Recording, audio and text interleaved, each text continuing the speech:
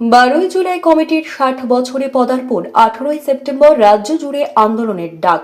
1966 সালে আত্মপ্রকাশ করা কর্মচারী শিক্ষক শিক্ষাকর্মীদের যুক্ত আন্দোলন কমিটি অর্থাৎ 12ই জুলাই কমিটি এবছর 60 বছরে পা দিল। কমিটির দাবি, কেন্দ্র ও রাজ্যে জনবিরোধী নীতির কারণে বর্তমানে কর্মচারী শিক্ষক শিক্ষাকর্মী থেকে শুরু করে সাধারণ মানুষ পর্যন্ত সংকটে আছেন। এই পরিস্থিতিতে আগামী 18ই সেপ্টেম্বর এই কমিটি এক মহামিছিল এবং উত্তরকন্যা অভিযানের ডাক দিয়েছে। এই অভিযানে 20 দফা দাবি সম্মিলিত স্মারকলিপি পেশ করা হবে। একই দিনে কলকাতায় সেন্ট্রাল অ্যাভিনিউ থেকে বিশাল মিছিল বিধানসভা অভিমুখে যাবে। অন্যদিকে উত্তরবঙ্গের কর্মচারী শিক্ষক ও শিক্ষাকর্মীরা শিলিগুড়ির স্টেশন ফিডার রোড অর্থাৎ এসএফ রোড থেকে উত্তরকন্যা অভিযান করবেন। মূল দাবিগুলির মধ্যে রয়েছে অষ্টম বেতন কমিশন গঠন, পুরনো পেনশন ব্যবস্থা পুনরুজ্জীবন, শূন্য পদে স্বচ্ছ নিয়োগ, অস্থায়ী কর্মীদের স্থায়ীকরণ, শিক্ষার বেসরকারীকরণ রোধ, স্বাস্থ্য সুবিধার সম্প্রসারণ, চা শ্রমিকদের ন্যূনতম মজুরি ও জমির পাট্টা প্রদান এবং দুর্নীতি সন্ত্রাস বন্ধ। 60 বছরে পদার্পণের এই পর্যায়ে কমিটির বার্তা, কর্মচারী শিক্ষক থেকে সাধারণ মানুষ সবার স্বার্থ রক্ষার লড়াই চলবেই। এই 12 জুলাই কমিটির আহ্বানে আগামী 18ই সেপ্টেম্বর 20 দফা দাবিতে দক্ষিণবঙ্গ জেলাগুলি কলকাতা জমায়েত, বিধানসভা অভিযান এবং রাজ্যপালের কাছে ডেপুটেশনে স্মারকলিপি প্রদানের কর্মসূচি আছে।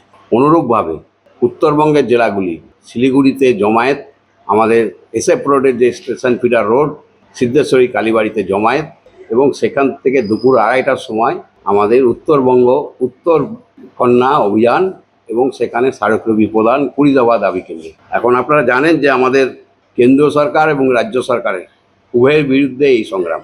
আমরা দীর্ঘদিন ধরে আমরা আন্দোলন করে যাচ্ছি। গত 9ই জুলাই আমরা ধর্মঘট করেছি। ধর্মঘটের মধ্যে দিয়ে আমাদের যে দাবিগুলো ছিল সেই দাবিগুলো আমরা এর মধ্যেও যুক্ত হয়েছে। সমস্ত দাবি আমাদের অর্জন হয়নি। আমরা চাই যে এই দাবিগুলো নিরসনের বিষয়, সেই জন্যে আমাদের এই জমায়েত। আমাদের দাবিগুলোর মধ্যে প্রথম দাবিটা যেটা হচ্ছে যে কেন্দ্র সরকারি কর্মচারীদের যে অষ্টম বেতন কমিশন, সেই অষ্টম বেতন কমিশন গঠন করতে হবে। আমাদের রাজ্য সরকারি কোষাগার থেকে বেতনপ্রাপ্ত সমস্ত কর্মচারীদের অবসরপ্রাপ্ত সহ সকলের জন্যে সপ্তম বেতন কমিশন গঠন করতে হবে।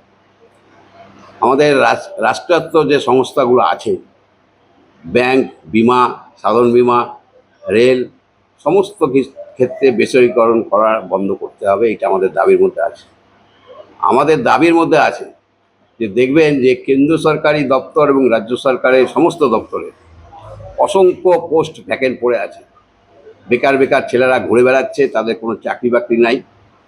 আমরা চাইছি যে এই দুটো জায়গায় কেন্দ্র সরকার এবং রাজ্য সরকারের যে পোস্ট ভ্যাকেন্ট, সেই ভ্যাকেন্ট পোস্টে স্বচ্ছতার সঙ্গে নিয়োগ করতে হবে এবং মেধার ভিত্তিতে সেই নিয়োগ প্রক্রিয়া চালু করতে হবে। আমাদের চতুর্থ দাবি হচ্ছে যে এখন দেখবেন যে আমাদের দেশের ক্ষেত্রে এবং পশ্চিমবাংলার ক্ষেত্রেও কন্ট্রাকচুয়াল কর্মচারীতে ভরে গেছে। যেটা 20% ছিল মোদী সরকার আসার আগে, সেটা মোদী সরকার আসার পর সেটা 48% হয়েছে কন্ট্রাকচুয়াল কর্মচারী। আমরা কন্ট্রাকচুয়াল কর্মচারীকে নিয়মিতকরণ করতে বলেছি, দাবির মধ্যে আছে, এবং তাদের সমকাজের সমবেতন দেওয়ার দাবি করেছি। সুপ্রিম কোর্টের ভার্ডিক আছে যে কন্ট্রাকচুয়াল কর্মচারীকে নিয়মিতকরণ করতে হবে এবং তাদেরকে সমকাজে সমবেতন দিতে হবে, এই দাবিটা আছে।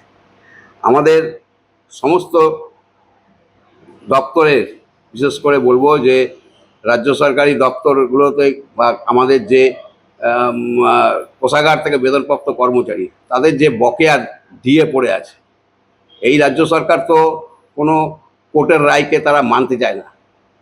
আমাদের মহামান্য আদালতের রায় আছে যে ডিএ প্রদান করতে হবে। 37% বকেয়া পড়ে আছে। ইতিমধ্যে কেন্দ্র সরকার আরও 4% ডিএ ঘোষণা করছে। তাহলে 37% মহার্ঘ ভাতা এবং মহার্ঘ রিলিফ আমাদের কর্মচারীদের প্রেরণ করতে হবে দ্রুততার সঙ্গে, এই দাবিটা আমাদের আছে। আমাদের দাবি আছে যে যেহেতু উত্তরবঙ্গে জমায়েত হচ্ছে, উত্তরবঙ্গের চা শ্রমিকদের একটা মজুরি নিয়ে দীর্ঘদিন ধরে আন্দোলন চলছে, কিন্তু রাজ্য সরকার কোনো রকম তাদের ন্যূনতম মজুরি তারা প্রদান করছে না। এবং আমরা বলেছি যে চা শ্রমিকরা যেখানে প্রায় 30 থেকে 40 বছর ধরে একই জায়গায় বসবাস করছে, সেই জায়গায় তাদের পাট্টা দিতে হবে, এই দাবিটা আছে। আমাদের রাজ্যের এবং দেশের সাম্প্রদায়িক সম্প্রীতি রক্ষা করা এবং পরিবেশকে আরও সুন্দরভাবে চালানোর জন্য আমাদের এই দাবিটাও আছে। এবং আমাদের দেখবেন যে এবার রাজ্য সরকারি কর্মচারীদের দপ্তরে দপ্তরে থ্রেড কালচার চলছে, এটা আমরা প্রত্যক্ষভাবে দেখেছি। তার প্রমাণ হচ্ছে অভয়াকাণ্ড। আমরা দেখেছি যে আমাদের কলকাতার বুকে একজন চিকিৎসককে তাকে খুন করে দেওয়া হলো এবং তার 1 বছর হয়ে গেলে এখনো বিচার হচ্ছে না, বিচার সে পায়নি। সেই থ্রেড কালচারের বিরুদ্ধে আমাদের এই আন্দোলন এবং এই সংগ্রাম এবং এই দাবিটাও আমাদের আছে। এবং আমাদের আরও যেটা আছে সেটা হচ্ছে যে 100 দিনের কাজ করতে হবে। দ্রুততার সঙ্গে অনেক মানুষ আছে, গরিব মানুষ আছে, তারা 100 দিনের কাজ এখনও তারা পায়নি, তারা অর্থ পায়নি এবং 100 দিনের কাজ আমাদের অতি দ্রুততার সঙ্গে করতে হবে। এবং এটা সুপ্রিম কোর্টের অর্ডার আছে যে তাদের 100 দিনের কাজ আবার পুনরায় চালু করতে হবে, সেই দাবিটাও আমাদের আছে। আমাদের দাবি হচ্ছে যে ত্রিস্তরী পঞ্চায়েত ব্যবস্থার সঙ্গে যুক্ত কর্মচারীদের, যারা পঞ্চায়েতের কর্মচারী যুক্ত আছে পঞ্চায়েতের সঙ্গে কর্মচারী, তাদের যে মানে কোনো রকম নিয়ম নাই, ছুটির দিনে তাদের কাজ করতে হচ্ছে। পঞ্চায়েত কর্মচারীদের ছুটির দিনে কাজ করতে হচ্ছে, কোনো ছুটি ছাড়া তাদের নাই। সেটাও আমাদের দাবির মধ্যে আছে যে এই দাবিটা তাদের করা যাবে না ছুটির দিনে কাজ। আমাদের যে কাজ 5 দিনের কাজ, সেই 5 দিনই করতে হবে। শনি রবিবার ছুটি আছে, সেই ছুটির দিনে তাদেরকে ছুটি দিতে হবে।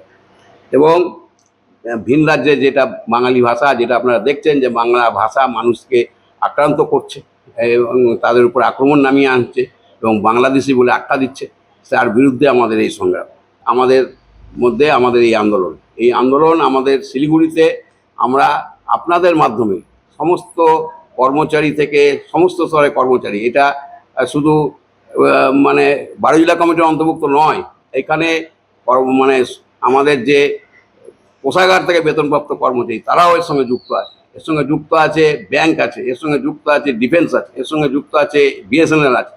সর্বস্তরের কর্মচারী এই আন্দোলনের মধ্যে যুক্ত আছে, যেহেতু সবার দাবিটা এখানে আছে।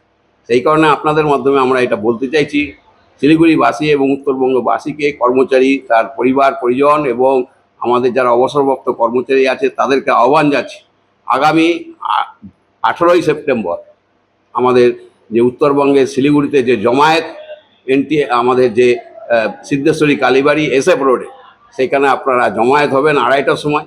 আমরা আমাদের হকের দাবি আদায় করার জন্য এই আন্দোলনে অংশগ্রহণ করবেন এবং অংশগ্রহণ করার মধ্যে দিয়ে আমাদের যে উত্তরকন্যা অভিযান, সেখানে আপনারা সামিল হবেন, এই আহ্বানটা আপনাদের সামনে রাখছি।